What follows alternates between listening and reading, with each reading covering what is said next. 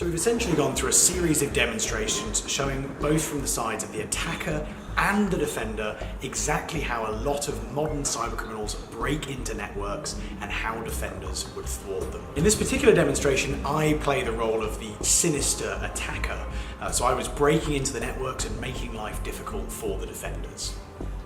So we went through a number of different attacks in this particular setup, spanning through ransomware, exploitation of a web browser, as well as remote control using a backdoor, an incredibly common feature of the majority of malicious code. We started off with things like generating an evil USB, which could be posted to a user or left in a car park, and matured towards far more common scenarios like having a user visit a web page, at which point we deployed malicious code without them clicking anything at all. So you're sitting at your desk, all of a sudden a ransom message pops up on the screen. The big question is, what to do next?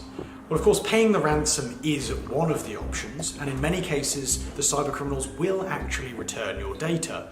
Unfortunately, ethical issues aside of paying cybercriminals, there are many scenarios where the cybercriminals may not actually be able to decrypt your data. Lots of ransomware floating around, for example, where the email address you need to contact is no longer active.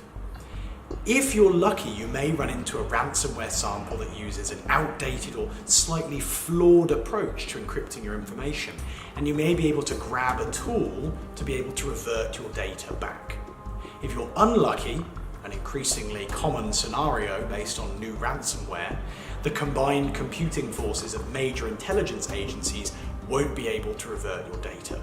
And that's why it's absolutely key that people prepare in advance to be able to deal with ransomware.